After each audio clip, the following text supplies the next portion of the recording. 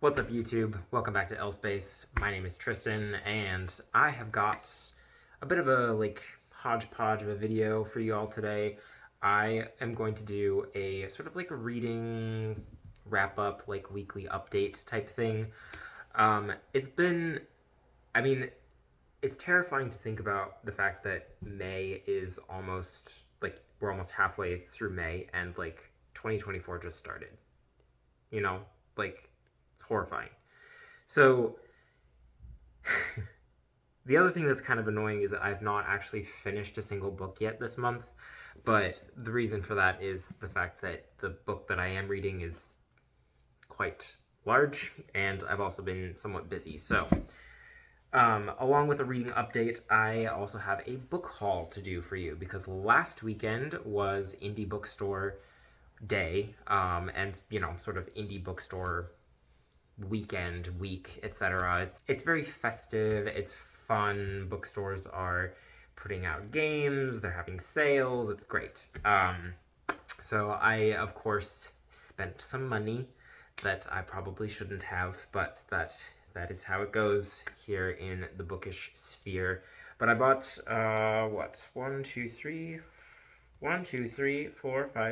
books, all of which are pretty high on my list of things that I want to read. So I am excited to show you those.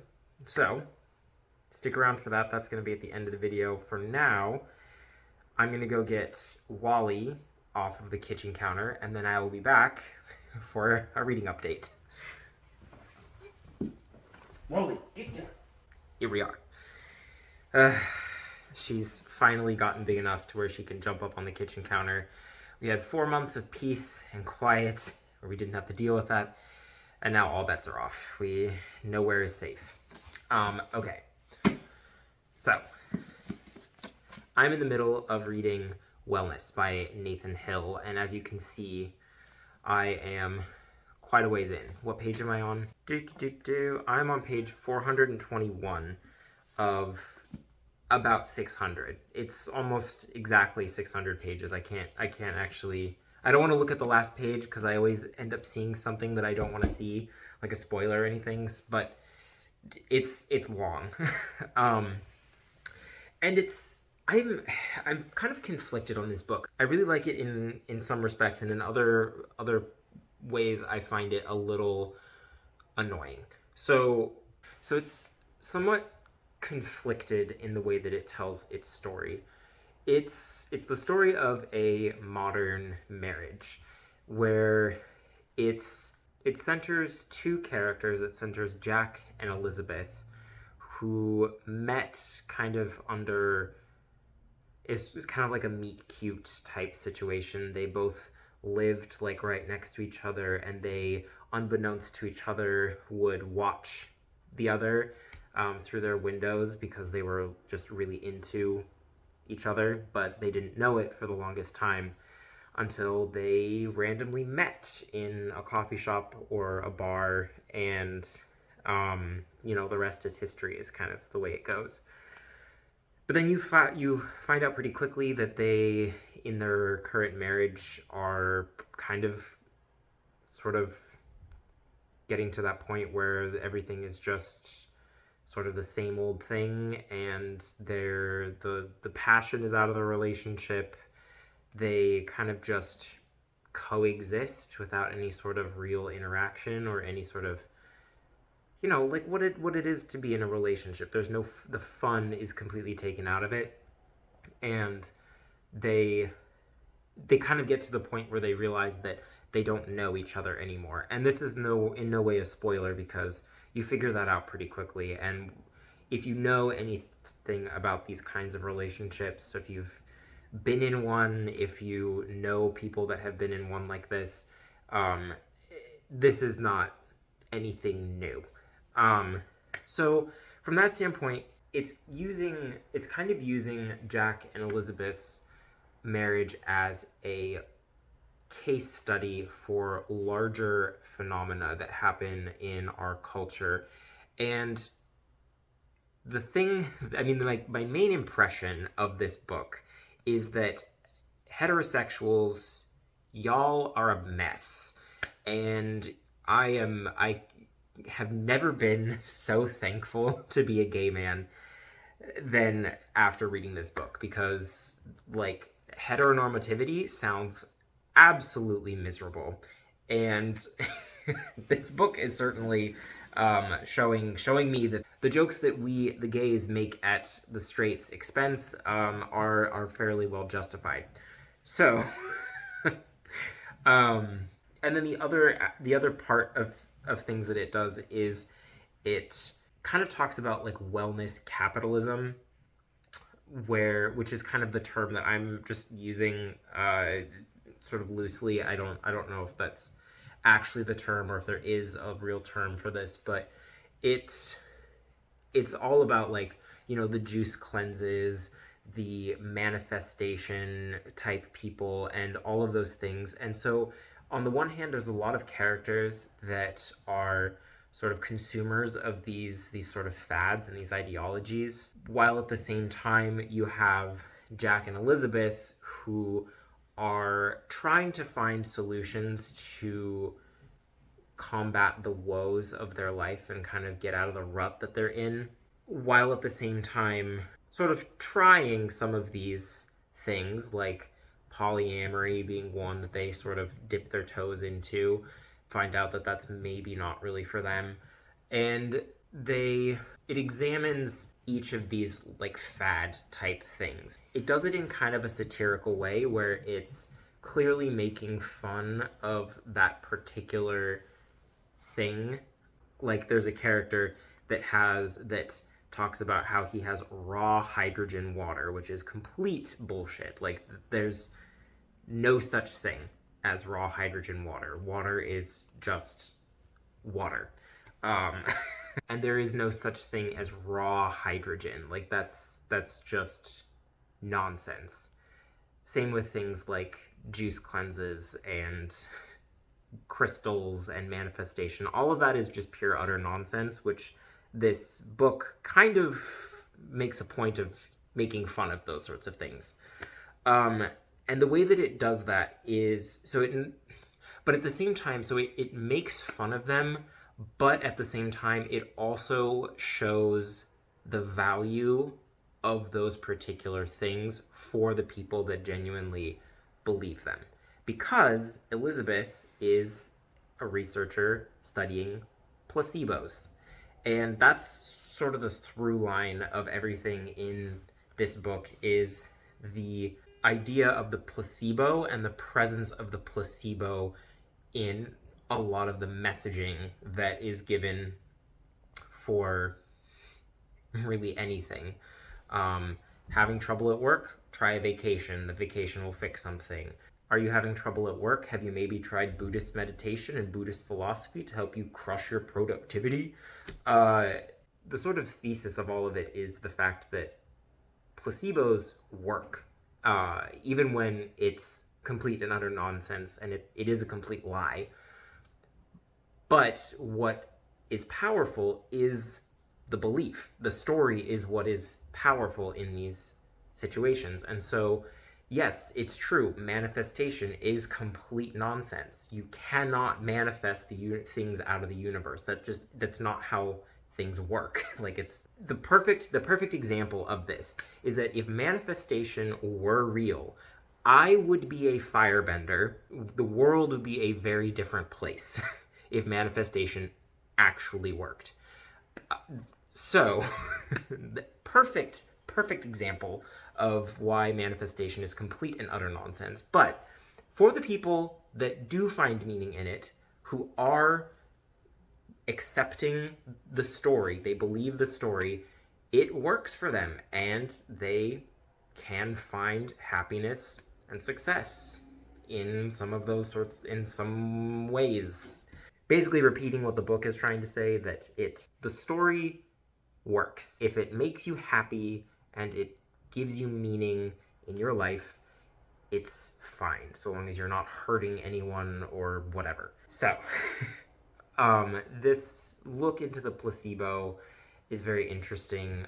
The fact that it is the story that you tell yourself, or that is told to you, is what it makes these things work. So like maybe another good example is a lot of these fad diets, so like Atkins or keto or Noom, those sorts of things. There's a story behind them that whether or not they actually work is all dependent on the fact that you believe what you're being told. If you believe that Noom will make you lose weight, you will likely lose weight in a measurable, quantifiable way, whether or not Noom actually works. If it is a goal of yours to lose weight and Noom does that for you, great. Whether or not the actual science behind it is anything more than a placebo doesn't really matter, because the important thing is you got results, right? And that's another thing that it cites, is the fact that acupuncture has the exact same success rate at relieving non-life-threatening chronic pain that traditional medicine does. So it has a 44% chance of alleviating chronic pain, even though acupuncture is also kind of a placebo.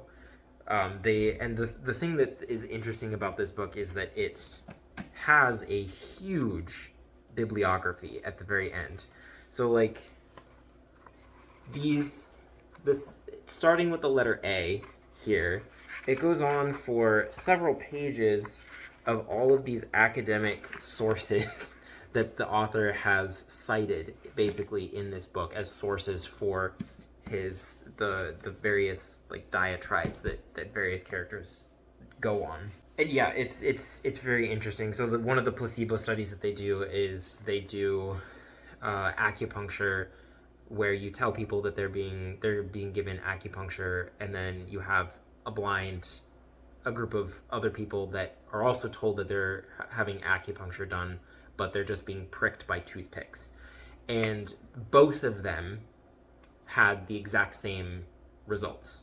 44% of the patients that were treated by acupuncture saw a reduction in their chronic pain.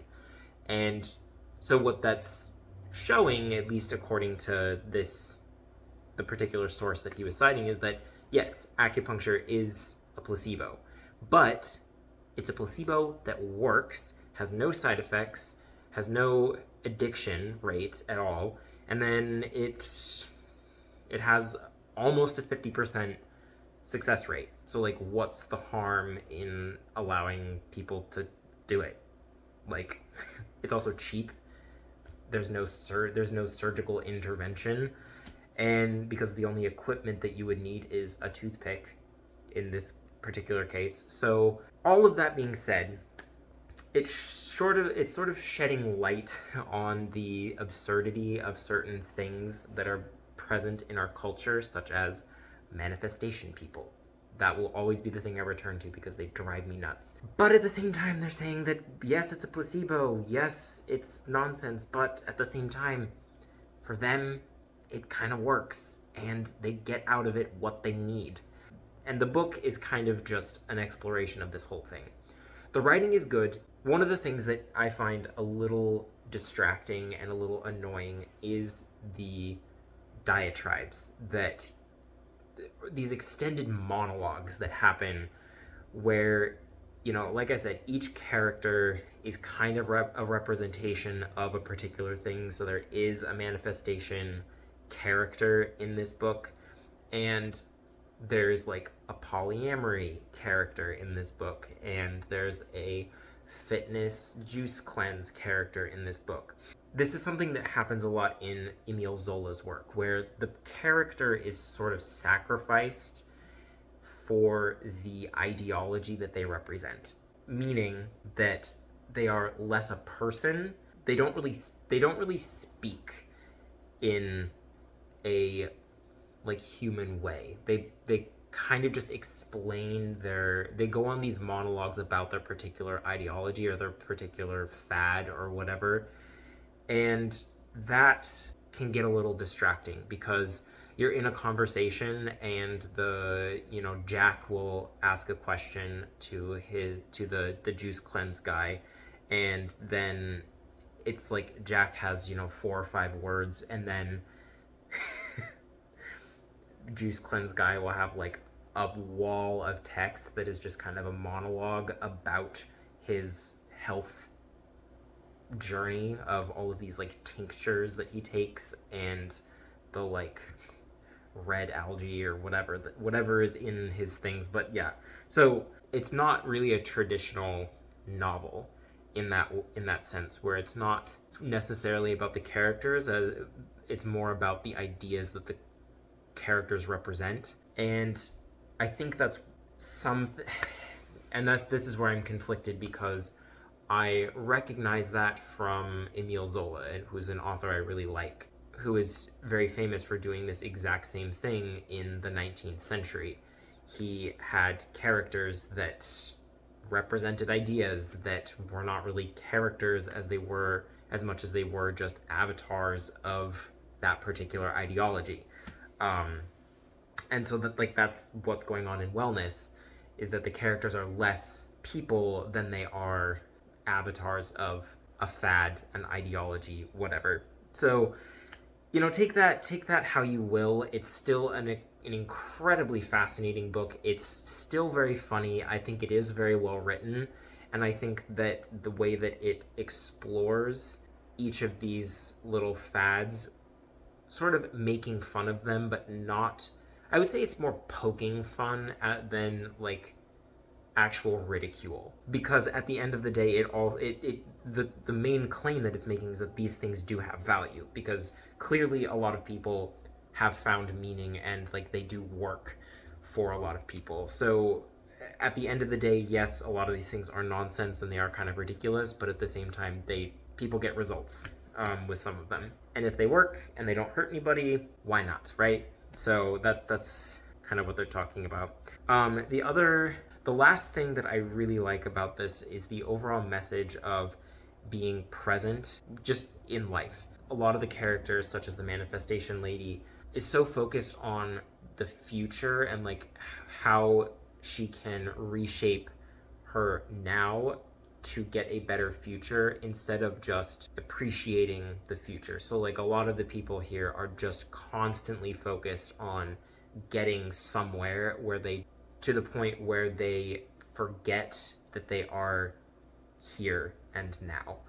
And one of the really good examples of that is Elizabeth's parenting of her son Toby. She is all about coming up, like doing research and like trying to use Toby as kind of like a case study, and like saying like, these are the ideal ways that I am supposed to parent this child. This is how I'm supposed to respond to this behavior according to the research. And the thing about that is that it's not seeing Toby as a human being, it is seeing him as a research subject. She's very disconnected from him, to where she's had, obviously, like the whole point is she has a hard time connecting with him because she's treating him like a research subject. She's not being present with him, and she's not authentically connecting with him. And I think that is another thing, because I work with kids. I see this somewhat often with parents, that you get these parents who are very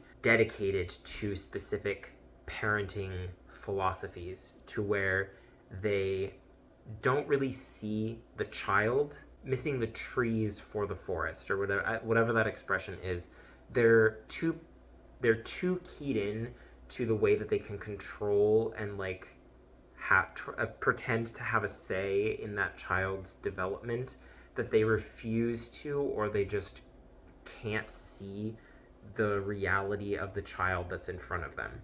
I think that we are very much in an age where, because we have social media and everything, we just have a lot of advice going around on how to handle certain behaviors and parenting advice and all of that, whereas a lot of times the thing that you need to do most is simply show your child that you love them and support them in what they do, and treat them as a human being, not as a test case for a particular parenting method.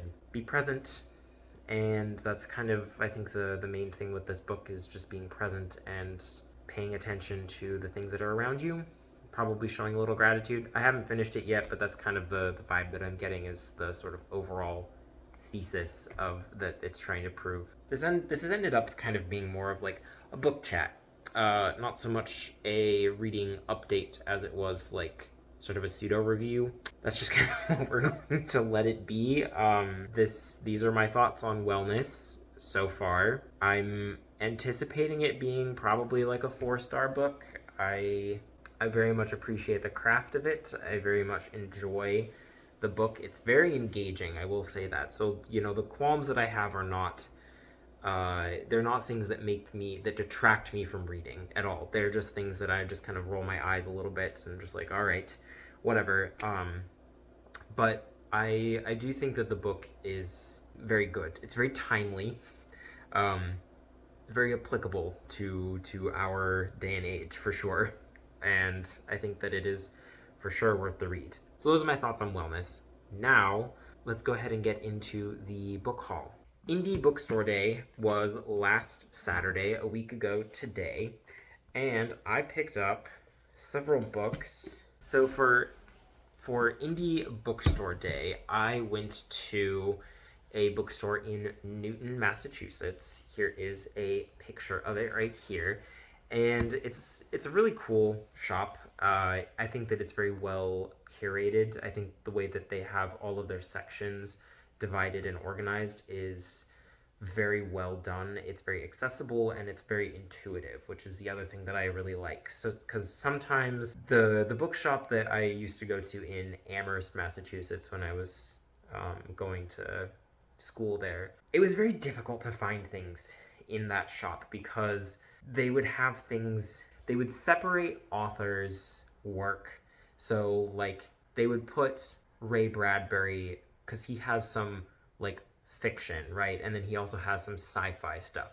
So, as an example, they would put his fiction in the, like, wall of fiction, whereas they would put his sci-fi stuff with the fantasy stuff. And so if you were looking for Ray Bradbury, you wouldn't necessarily know that his stuff was divided, That was very annoying, and it was very difficult to find things. And so I oftentimes had to have booksellers find things for me because I just could not do it.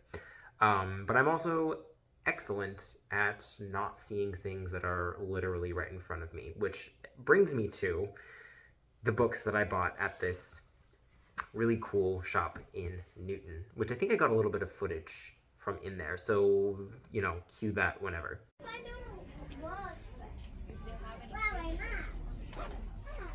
Maybe it would be easier to find out when the book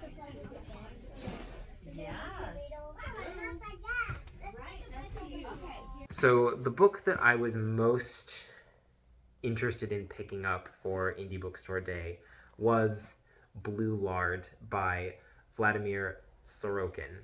I don't speak Russian. I have no idea how to pronounce that last name. But anyway, Blue Lard by Vladimir Sorokin, translated by Max Lawton. This book came out not too long ago. It's from the New York Review of Books. When I saw the description of this, I knew that I had to get it. So basically, it's a complete act of desecration of all of the Russian greats. Basically, the sort of gimmick of it is they've cloned all of the great Russian authors. So Dostoevsky, Tolstoy, Bulgakov, all of them. They clone them and make the clones rewrite the great novels. And while they do that, they produce something called blue lard. Like, as they're writing, they're like excreting or like sweating this blue lard, or they like generate blue lard in like the small of their back. Anyway, so they harvest the blue lard and then use it as like an energy source. And it just sounds wild and hilarious. And it says, armed with fearless wit, gigabrain wordplay, and Epicurean style to spare, blue lard hits like a pipe bomb in the despot's wet dream of how we are.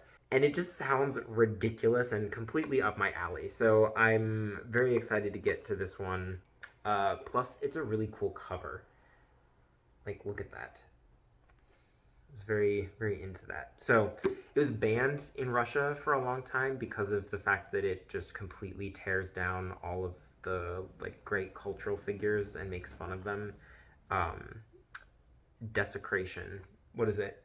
An act of desecration. Yeah, cool. That was the right word. Great. So yeah, that's Blue Lard. Sounds fantastic. Very excited to get to that one. Another one that I picked up was Butter Honey Pig Bread, which is a very weird title, but also weirdly intriguing, you know? And this is by Francesca Equiasi. And this has been on my radar for about 3 years now. I saw it, somebody on BookTube read it and said it was a very enchanting and moving book, and it was like nothing they had ever read. And it made me want to pick it up. And let me tell you what it's about. In sensuous mythic prose, Francesca Equiasi's sweeping debut novel tells the interwoven stories of three Nigerian women, Kambirinachi and her twin daughters, Kehinde and Taye. Believing herself to be an Obanje, a spirit that plagues a family with grief by dying repeatedly in childhood and being reborn, Kambirinachi feels the consequences of her defiant decision to stay alive. Her worst fears come true when Kehinde experiences a devastating childhood trauma that fractures the family in seemingly irreversible ways. Kehinde moves away to Montreal to heal and build a life of her own. Taye flees to London and attempts to numb her guilt and loneliness with reckless hedonism. After more than a decade apart, Taye and Kehinde return home to visit their mother in Lagos, where the three women must address the wounds of the past if they are to reconcile and move forward. So, that is Butter Honey Pig Bread, and it sounds just really cool. I think that there's a touch of magical realism in here. I just know that the imagery that the one booktuber, I really need to go back and find out who that was, but they said that this was just a really stunning book, and so I'm excited to get into this one. And also, I have read, I'm gonna need to go back and cite my sources to like tell you which ones I've read, but the Nigerian fiction that I have read in the past has been phenomenal.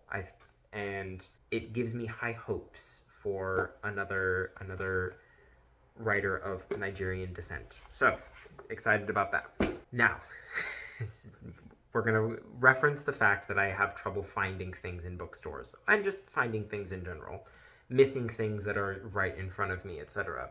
And so that happened to me with this last one. I was combing through the section that I knew that it was going to be in, and indeed, it was there. But I was like combing through, like running my finger along the spines of all the books, looking for the book. And did I find it? No. Did I still have to go to the bookseller and be like, hey, do you have this book? And they're like, oh yeah, it should just be in the horror section. And then they pulled it out from where I was just looking. And that was Never Whistle at Night, which, my shame aside, this book is probably going to break me, to be honest. It's an anthology of dark fiction by American Indigenous writers about why you should never whistle at night. And I do not like horror. That's something that I said in my... it was something that I said in my like BookTube newbie tag, that I do not like horror because I've had a lot of experiences with sleep paralysis as well as other paranormal experiences in my life, and those sorts of things hit a little bit too close to home when they are paranormal fiction. I'm anticipating that that's what this is going to be a lot of, and I'm very scared, but at the same time I heard that I have heard nothing but good things about this anthology, and it's got big names like Tommy Orange. I don't think that it is particularly surprising that I haven't heard of any of these other authors, because people who have my complexion tend not to be in the circles where these authors would be the most present, and I'm very happy that I'm going to be able to change that here. still, I'm terrified. I'm absolutely terrified of this one. I did buy this for my boyfriend. He, I think, is going to like this a lot. But I'm still also going to read it and hopefully survive. We'll see. Cause I also know that like these are really scary things. I have heard numerous accounts of the absolute horrendously terrifying things that indigenous people like in indigenous mythology and folklore, like you don't whistle at night in any way. Yeah. Like I know that the stereotype is always like the reason why white people die in movies is because they go and look for whatever the creepy sound is to see what's going on. That would not be me. I would just be like, nope, none of my business. I'm leaving. Goodbye. So, all right. So that was Indie Bookstore Day, and that was super fun. So the same weekend as Indie Bookstore Day, the Harvard Bookstore, which is not associated with the university, it's an indie bookstore. They did a frequent buyer sale where if you're a frequent buyer there, you get 20% off of books. And so I was like, yeah, obviously I'm going to do that. So I bought several books that I have been very much wanting to read. The first one is Prophet Song by Paul Lynch, and this won the 2023 Booker Prize. And it's a dystopic book set in Ireland, kind of in like a dystopic future. And I've heard that it's a very important book. It has some very important things to say. I know that Jack Edwards is super into this one. I've read little snippets have been very, very much up my alley. So I'm excited to get to this one. I do try to make a point of reading the Booker Prize winner every year, as well as like the Women's Prize winner. I always try to make sure that I read that book. And so yeah, I think that this one is going to be very good. Very much looking forward to that one. Last year's the Seven Moons of Molly Almeida, that's one of my favorite books, and so if you can follow that book, we're good. So still on the Booker Prize list, we have The Crooked Plow, which is on this year's International Booker Prize shortlist, and this is by a Brazilian author, and it is about it says the most important Brazilian novel of the century so far. This bestseller's unique blend of magical and social realism has won it 3 literary awards and global acclaim. But the more important thing is what it's about, and that is, it says, deep in the neglected hinterland of Bahia, Brazil, 2 sisters find a mysterious knife between their grandmother's bed. Momentarily mystified by its power, they decide to taste its metal. The shuddering violence that follows marks their lives and binds them together forever. It sounds very cool. I'm a huge fan of magical realism, and anything with just like a little touch of magic is right up my alley. And every single time that I see like a wrap up list of the Booker long list, the Booker short list, people are always really happy that this book is on there. And low key, depending, like I'll say that I'll give my like official thoughts once I finish reading it, but low key, this could easily be the winner. We'll see. But that's also the International Booker Prize. So the International Booker Prize are books that are translated into English from a different language. And this one, I should say, who the translator is, translated by Johnny Lawrence. Right there. From the Portuguese. So yeah. That's The Crooked Plow. I'm super interested in that one. I can't wait to read it. Okay. I keep doing this to myself. I keep buying big books. And I love big books. I generally love staying with a story and characters for a long time. But at the same time, it takes me a long time to read. And it really, like, I have so many books that I want to get to. And here we are delaying them even further. But anyway, I got Hours by Philip B. Williams. Speaking of magical realism, here we go. Here's more of it. I saw the cover of this one, and again, like, stunning, right? It's just the blend of colors, the imagery of all of it is I saw the cover and I was like, oh, I haven't heard anything about that, but this looks really cool. And so I picked it up and I decided to read the little insert, and sure enough, I was hooked. Whew. This ingenious, sweeping novel introduces us to an enigmatic woman named Saint, a fearsome conjurer who, in the 1830s, annihilates plantations all over Arkansas to rescue the people enslaved there. And really, that's all I need to know. That just sounds really cool. I know that there's a lot more to this book, and I did read the full insert that when I first saw it, but just like that line in particular, using magic to annihilate plantations to liberate enslaved people. That's all I need to know. Sounds fantastic. I love it. So yeah, that's going to be pretty high on my list of things to read. I wonder if I'm going to be able to get it in for June. I think there's a little bit of a queer aspect to this one. Don't hold me to that. I will find out and say for real. But if it's not June, it will be July.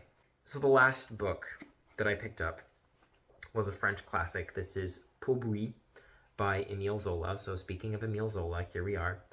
And I believe the translation by Brian Nelson is translated to Potluck. And this one is about an apartment building not after, but like during the Haussmann reforms. So as Paris is being bulldozed and rebuilt from the ground up to have widened avenues and that very uniform architecture style, it's following a bunch of characters that live in one of the new buildings, and it sounds wild. Behind the fine arts decor of the facade, this infected hole of the courtyard where the rancor of domesticity vomits the filth hidden by the families within. I mean, this is very quintessential Zola, of just exposing the absolute filth and disgusting life of people in this day and age. So take it. What is it? The owner, the tenants, the terrible concierge, terrible kind of like in Ivan the Terrible, like terrible as in fearsome. It just sounds wild, and I'm very, very excited about this one. I've wanted to read another Zola book, one that I haven't read before, and this may be the next one that I pick up, because I just read one of his other books that was translated into English. I also just read the Paris Reborn by Stephen Kirkland. This one right here, Paris Reborn, about the Haussmann reforms, and so this is the book that kind of centers that, and I am very excited to get to this one. All right, well, we're almost at 50 minutes, so I'm gonna call it there. Those are the books that I picked up from Indie Bookstore Weekend, we'll call it, as well as my thoughts on wellness. I hope that you enjoyed watching. As always, hit the like button if you enjoyed the video. Even if you didn't, just do it. And subscribe if you're new. Thank you so much for watching, and I will be back very soon for Tag Tuesday. All right, bye everybody.